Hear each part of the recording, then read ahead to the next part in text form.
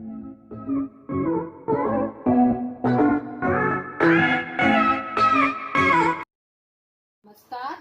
आज घर से पढ़ाओ अभियान के तहत आज हम पढ़ने वाले हैं हिंदी। और हिंदी में जो हमारा विषय रहेगा वो रहेगा क्रिया के भेद। बच्चों, इससे पहले हमने पहली वीडियो में क्रिया के बारे में पढ़ा था, तो अब यहाँ हम क्रिया के बारे में नहीं, उसके क्रिया के भेद के बारे में पढ़ेंगे। तो सबसे पहले आपको बता भी दूं कि क्रिया में हमने आपको बताया था कि क्रिया एक्चुअली में क्या होती है, किसी काम का करना या होना क्रिया कहलाती है। यह हम कर चुके हैं कि क्रिया के बारे में पहले पढ़ चुके हैं कि किसी काम का करना या होना क्रिया कहलाती है, ताकि आपको पता हो कि यहाँ पे क्रिया किसी काम का करना या होना है। लेकिन अब हमें सीखना है क्रिया के भेद। क्रिया के भेद मुख्य रूप से दो होते हैं, लेकिन क्रिया के भेद करने से पहले मैं आपको एक उदाहरण दे रही हूँ। उसमें आपको ये क्लियर हो जाएगा कि किसी भी वाक्य के अंदर कर्ता, कर्म और क्रिया क्या होती है। जैसे कि मैंने यहाँ पे एक उदाहरण लिया है, गीता खाना खा रही है। तो इसमें कौन खाना खा रहा है? गीता। यानी यहाँ पे काम कौन कर रहा है? गीता कर रही है। तो गीता क्या होगा? कर्ता। मतलब जो काम को करता है वो कौन होता है? हमारा कर्ता। और उसके बाद क्या कर रही है? वो खाना खा रही है। यहाँ पर जो खाना है वो हमारा क्या है? कर्म। और खा रही है, ये तो हम पहले ही पढ़ चुके हैं कि खा रही है क्या होता है? क्रिया शब्द होते हैं। तो बच्चों, क्रिया के मुख्यतः दो भेद होते हैं। कितने भेद होते हैं क्रिया के? दो। सबसे पहला है हमारा नंबर 1 क्या है? कर्मक क्रिया। और दूसरा हमारा क्या है? अकर्मक क्रिया। जैसे नाम से ही पता चल रहा है हमें कि सकर्मक मतलब इसमें क्या क्या है आपका? स और दो जो मिलकर बने आपका बना है ये स और कर्मक से। स जमा कर्मक। स का मतलब क्या हुआ? साथ में। और कर्मक का मतलब कर्म के। मतलब जिस क्रिया में आपको वाक्य में साथ में अगर कर्म भी है तो हमारा वो कौन सी क्रिया होगी? सकर्मक क्रिया। अगर जिस क्रिया के जिस वाक्य में अगर आपका जो कर्म नहीं होगा, मतलब वो अगर आपका जो वाक्य होगा वो कैसा होगा? बिना कर्म का। जैसे हमने पढ़ा भी अकर्मक का मतलब अजमा कर्मक मतलब बिना कर्म के। अगर कोई वाक्य में अगर आपका कर्म नहीं है तो वो हमारी कौन सी क्रिया होगी? अकर्मक। अकर्मक क्रिया। इसके लिए आपको इस बात का पता होना बहुत जरूरी है कि आखिर ये कर्म का हमें कैसे पता चलेगा कि किस वाक्य में कर्म है या नहीं। अगर जब भी आपको कोई वाक्य दिया हुआ है, अगर आप उसमें उस क्रिया के साथ अगर हम क्या या किसे लगाकर अगर हम प्रश्न करते हैं, अगर आपको उसका उत्तर मिल जाता है तो वो क्या होगा? कर्म होगा। उसमें अगर उत्तर नहीं मिलता तो इसका मतलब उसमें कर्म आपका नहीं होगा। तो हमारा अगला उदाहरण है, अनुज पुस्तक खरीदता है। तो अब आप यहाँ देखिए, अगर मैं ये कहूँ कि अनुज क्या खरीदता है तो इसका उत्तर हमें क्या मिलेगा? क्या उत्तर मिलेगा इसका हमें कि अनुज क्या खरीदता है? पुस्तक। मतलब कि हमें इसका उत्तर मिल रहा है, इसलिए ये हमारी कौन सी क्रिया होगी? सकर्मक। क्योंकि हमें इसके अंदर कर्म मिल चुका है, इसलिए ये कौन सी क्रिया होगी? सकर्मक। अगला है, बच्चा रो रहा है। हम प्रश्न करेंगे क्या? बच्चा क्या रो रहा है? क्या रहा है? तो यहाँ से हमें एक तरह से क्या मिल रहा है? बच्चा रो रहा है। लेकिन यहाँ से हमें खाली ये तो मिल रहा है कि बच्चा रो रहा है, लेकिन उससे पहले जो हमारा ये तो हमारी क्रिया है, रो रहा है, ये हमारा है क्या? क्रिया है। यानी कि हमें क्रिया तो मिल गई लेकिन हमें इसका कर्म नहीं मिला कि बच्चा क्या रो रहा है, क्या रो रहा है, तो इसका तो हमें कुछ मिल नहीं रहा। तो इसका मतलब ये हमारी कौन सी होगी? अकर्मक क्रिया। अगर मैं यहाँ पर रो की जगह पे लगाती हूँ सो रहा है, बच्चा सो रहा है, फिर भी ये हमारा क्या होगा, कर्म क्रिया, क्योंकि इसमें हमारे पास सो रहा है तो क्रिया है, लेकिन इसमें कर्म हमारा है ही नहीं, तो ये बिना कर्म के है, तो ये हमारी जो ये आपका वाक्य है इसमें ये कौन सी क्रिया है, अकर्मक क्रिया होगी।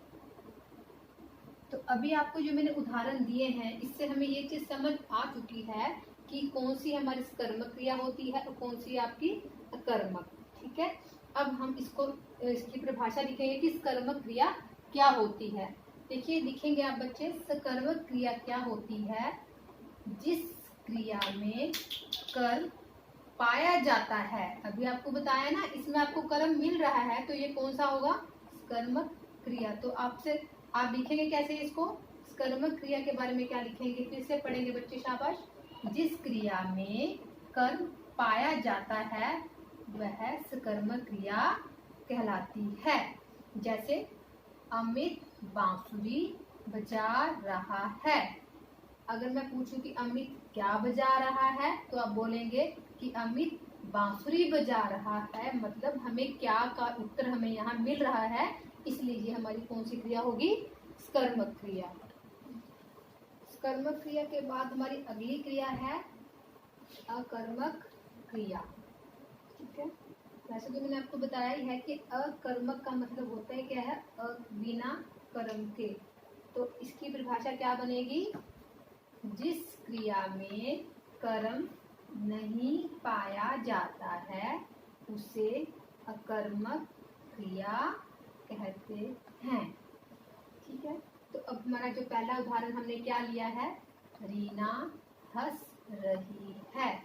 अब हम देखते हैं इसका क्या करने से उत्तर मिलता है या नहीं। रीना क्या हंस रही है, इसका कोई उत्तर ही नहीं होगा। पक्षी उड़ रहे हैं, पक्षी क्या उड़ रहे हैं, तो इसका कोई भी हमें क्या करने से उत्तर नहीं मिल रहा है, इसलिए ये क्या होगा, अकर्मक क्रिया। हाँ, लेकिन अगर हम इसका प्रश्न करते हैं कौन से, कि कौन हंस रही है या कौन उड़ रहे हैं, मतलब हमें कौन से अगर हमें उत्तर मिलता है तो हमारा क्या होगा, अकर्मक क्रिया। और अगर हमें क्या से उत्तर मिल जाए तो वो हमारी क्या होगी, सकर्मक क्रिया। तो अभी हमने क्या क्या पढ़ा, क्रिया के दो भेदों के बारे में पढ़ा। पहला था हमारा सकर्मक क्रिया और दूसरा क्या था हमारा, अकर्मक क्रिया। तो अब हम अभ्यास के लिए जो आपको काम करना है घर से वो करेंगे।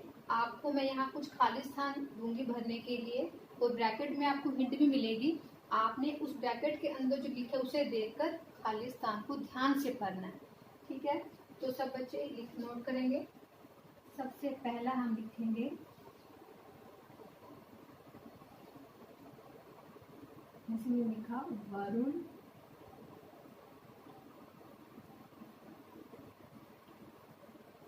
पत्र डैश, यहाँ पे आपको भरना है, रहा है।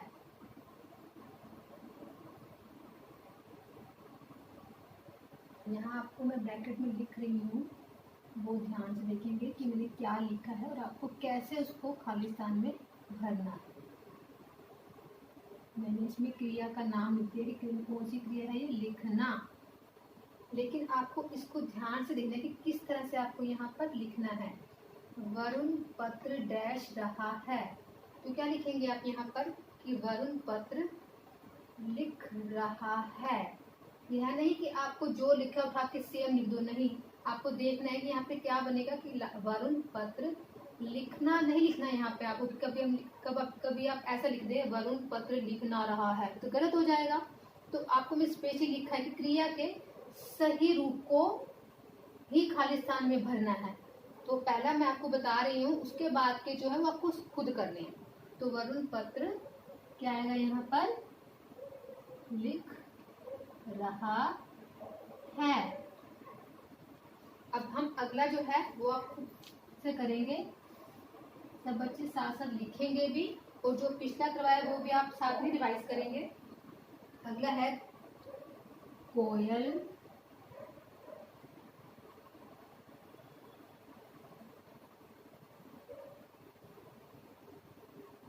गीत डैश रही है।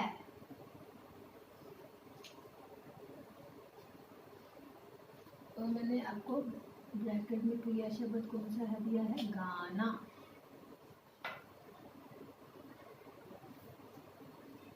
दूसरा है हमारा, यानी कि कोयल गीत डैश रही है। आपको मैंने क्रिया दे दिया गाना, आपको ध्यान से इसको इस खाली स्थान में भरना है। ऐसे ही आपका अगला वाक्य है, वो भी आपको इसी प्रकार से ही भरना है। जैसे कि मैंने लिखा, बंदर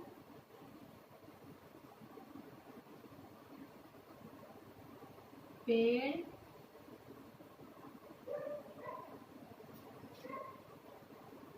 पर डैश हैं। बंदर पेड़ पर डैश हैं।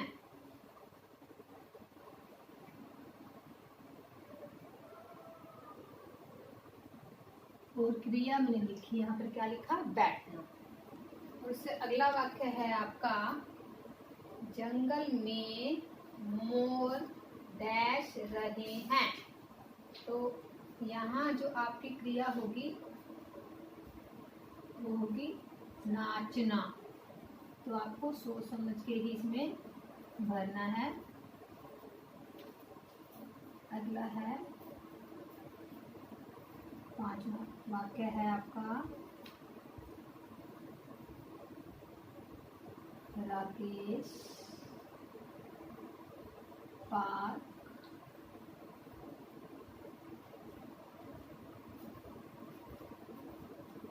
में डैश गया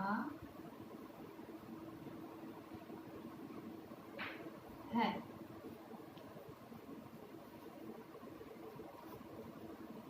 ये मैं आपको दोबारा लिखती हूँ क्योंकि शायद आपको कभी दिखने में प्रॉब्लम ना हो। तो नीचे मैं इसको लिख देती हूँ कि आपकी उसकी क्रिया नजर नहीं आएगी, तो इसलिए मैं थोड़ा नीचे लिख रही हूँ, नाचना। तो अब आपको क्लियर दिख रहा होगा। तो अगला है, राकेश पार्क में डैश गया है। तो यहाँ मैंने जो क्रिया लिखी है वह है खेलना।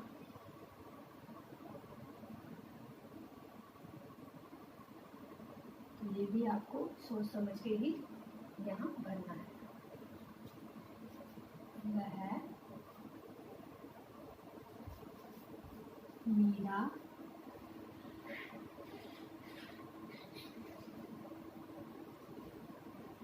खाना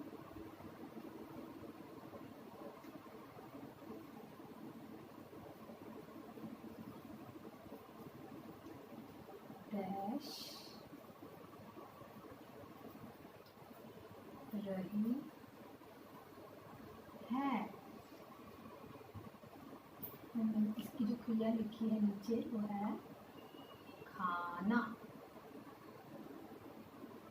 यहाँ पे आप कंफ्यूज मत होना। एक तो खाना जो बना बनाया हम खाते हैं वो खाना है, इसमें इस खाने का मतलब है कि जब आप उसको अंदर मुंह में ले रहे हैं तो वो वाला खाना है। तो दोनों में कंफ्यूज ना हो, ये खाना बना हुआ है, इस खाने का मतलब आपको उसको अंदर लेकर जाना है। तो अब आपको ये क्लियर हो गया होगा क्रिया क्या होती है और क्रिया के भेद क्या होते हैं। और मैंने आपको सभी एग्जाम्पल उदाहरण भी दे दिए साथ में। तो अब आपको क्या करना है, सभी पेरेंट्स को बच्चों को शुरू से लेकर जहाँ अंत तक आपको पूरी वीडियो देखनी है और ध्यान से समझकर बच्चों को करवाना है और उसको नोटबुक में लिखवाना है। और कोई भी अगर प्रॉब्लम होती है तो आप मुझे व्हाट्सएप ग्रुप पर भेज सकते हैं।